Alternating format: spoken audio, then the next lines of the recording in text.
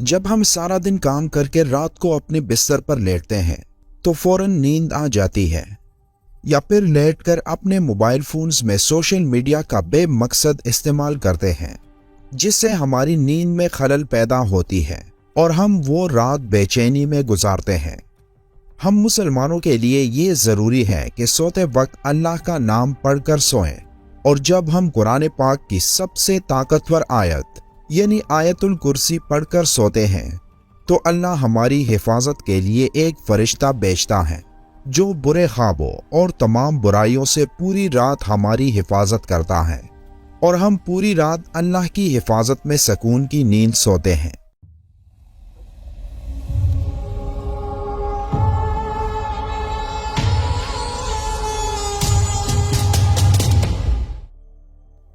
قرآن پاک کا ہر ایک لفظ ایک معجزہ اور تمام انسانیت کے لیے ہدایت کا راستہ ہے، لیکن قرآن میں کچھ آیات ایسی بھی ہیں جو اپنے اندر موجود خصوصیات کی وجہ سے ایک اہم مقام رکھتی ہیں، اور قرآن میں آیت الکرسی کو وہ مقام حاصل ہے جس میں اللہ کی حاکمیت اعلیٰ کا بہترین خلاصہ موجود ہے، اور جس کی بنا پر یہ آیت قرآن کی سب سے بڑی اور سب سے اہم آیت تسلیم کی جاتی ہے۔ حضرت علی رضی اللہ تعالیٰ عنہ نے فرمایا کہ قرآن کی سردار آیت آیت الکرسی ہے۔ جب ہم اس آیت میں موجود مقصد کو تلاش کرتے ہیں تو ہمیں معلوم ہوتا ہے کہ اللہ نے ہم پر کتنی نعمتیں نازل کی ہیں، تو ہمیں اللہ کے سامنے سجدہ کر کے اس کا شکر ادا کرنا چاہیے۔ لیکن بعض دفعہ ہم اپنی مصروف زندگیوں میں اتنا کھو جاتے ہیں کہ ہم اپنے ارد گرد اللہ کی نعمتوں کو نظر انداز کر دیتے ہیں، لیکن کہیں نہ کہیں ہمیں ہمارے ناشکرے دل کے اندر یہ خالی پن محسوس ہونے لگتا ہے کہ ہم جو بھی کچھ کر رہے ہیں یہ اللہ کے حکم اور فضل کے بغیر ممکن نہیں، تو ہم اس کا شکر کیوں نہیں ادا کرتے؟ اگر کہیں یہ تمام نعمتیں اللہ ہم سے واپس لے لے تو تب ہمارا کیا حال ہوگا؟ یہ سوال جب کسی کے ذہن میں آتا ہے تو وہ اللہ کی ان تمام نعمتوں کا شکر گزار بن جاتا ہے۔ جب ہم آیت الکرسی پڑھتے ہیں تو ہم اللہ کی عظمت کو تسلیم کرتے ہیں، اور جب ہم آخر میں یہ پڑھتے ہیں اور وہی ہے سب سے بلند عظمت والا، تو ہم اس کی عظیم طاقت کا شکر ادا کرتے ہیں۔ اور جب ہم ہر نماز کے آخر میں آیت الکرسی پڑھتے ہیں تو اللہ ہمارے دلوں کو اپنی نعمتوں اور شکر سے بھر دیتا ہے۔ حدیث پاک میں آیت الکرسی کو قرآن کی سب سے افضل آیت قرار دیا گیا۔ بچپن سے لے کر اب تک دن میں کئی مرتبہ ہم اسے پڑھتے ہیں، گھر سے نکلتے وقت، گھر داخل ہوتے وقت، سفر میں، کسی بھی مشکل یا مصیبت میں، لیکن اکثر اوقات اس کے معنی سے ناواقف ہوتے ہیں۔ حدیث پاک کے مطابق ہر فرض نماز کے بعد اسے پڑھنے سے جنت میں داخلے کی ضمانت ہے۔ جو شخص اسے صبح پڑھے شام تک اللہ کی حفاظت میں رہتا ہے، اور شام کو پڑھنے والا صبح تک حفاظت الہی میں رہتا ہے۔ روایات میں ہے کہ اس اکیلی آیت مبارکہ کے نزول کے وقت 30,000 فرشتے اور بعض روایات کے مطابق 70,000 فرشتے اترے تھے، جس سے اس کی شان ظاہر ہوتی ہے۔ حدیث پاک میں ہے کہ نبی صلی اللہ علیہ وآلہ وسلم نے فرمایا، معراج کی رات مجھے 3 نور دکھائی دیے۔ پوچھنے پر پتہ چلا کہ ایک آیت الکرسی، دوسرا سورہ یاسین اور تیسرا سورہ اخلاص کا نور ہے۔ میں نے جب آیت الکرسی کے ثواب کے متعلق سوال کیا تو اللہ نے کہا جو اس کا پڑھنے والا ہوگا وہ میری ضرور زیارت کرے گا، خواہ ایک ہی بار تلاوت کی ہو۔ حضرت علی رضی اللہ تعالیٰ عنہ سے مروی ہے کہ نبی صلی اللہ علیہ وآلہ وسلم نے فرمایا، جس نے آیت الکرسی اپنے گھر میں تلاوت کی تو 30 دن تک اس کے گھر میں شیطان نہیں آ سکتا، اور 40 دن تک جادوگر کا جادو اثر انداز نہیں ہو سکتا۔ آیت الکرسی کی پہلی آیت کا اختتام اللہ کے 2 خوبصورت ناموں پر ہوتا ہے، یعنی الحی اور القیوم، یعنی وہ ذات جو خود اپنے بل پر قائم اور سب کو قائم رکھنے والی اور سب کو سنبھالنے والی ہو۔ اب حیرت انگیز بات یہ ہے کہ اس پہلی آیت کے پہلے جملے کا اس آیت کے آخری جملے کے ساتھ ایک گہرا تعلق ہے۔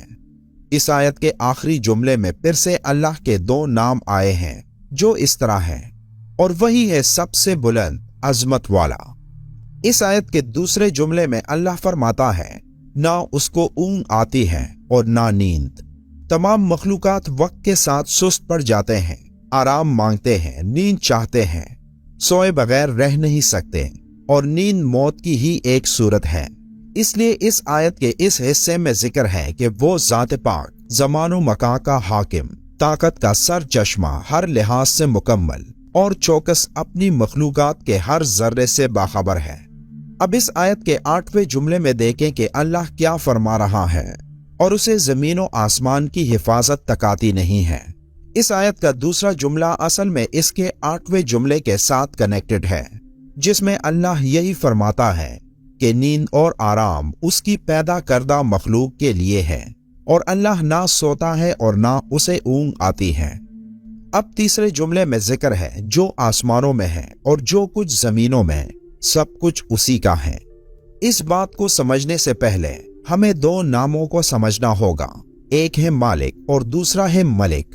مالک کا مطلب ہے اونر، اور ملک بادشاہ کو کہتے ہیں۔ اب ان دونوں میں بہت زیادہ فرق ہے۔ ملکیت چیزوں کی ہوتی ہے، جبکہ بادشاہت لوگوں پر کی جاتی ہے۔ اس آیت میں اللہ فرماتا ہے کہ جو آسمانوں میں ہے اور جو کچھ زمین میں ہے، سب کچھ اسی کا ہے، یعنی وہ ہر چیز کا جو اس نے پیدا کیا اس کا مالک ہے۔ اب اس آیت کے 7ویں جملے میں اللہ فرماتا ہے اس کی کرسی سب آسمانوں اور زمین پر حاوی ہے۔ جب اللہ اپنی کرسی کی بات کر رہا ہے تو مطلب کہ وہ اپنی بادشاہت کی بات کر رہا ہے، اس لیے اللہ مالک بھی ہے اور ملک بھی۔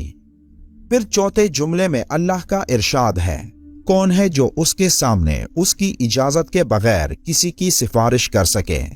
پھر چھٹے جملے میں فرماتا ہے، اور وہ اس کے علم میں کسی بھی شے کا احاطہ نہیں کر سکتے مگر جتنا وہ چاہے۔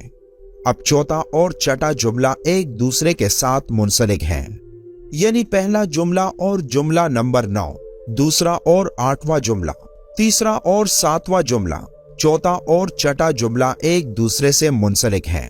تو باقی کون سا جملہ رہ جاتا ہے؟ تو وہ ہے جملہ نمبر 5، جس میں اللہ فرماتا ہے، اللہ جانتا ہے جو ان سے پہلے ہو چکا ہے اور جو ان کے بعد ہونے والا ہے۔ یہ جملہ اس آیت کے بالکل درمیان میں ہے، جس سے پہلے اور جس کے بعد جو کچھ بھی اللہ نے بیان فرمایا، اس کے بارے میں اس 5ویں جملے میں فرمایا کہ وہ سب جانتا ہے اور اس سے کچھ بھی چھپا نہیں۔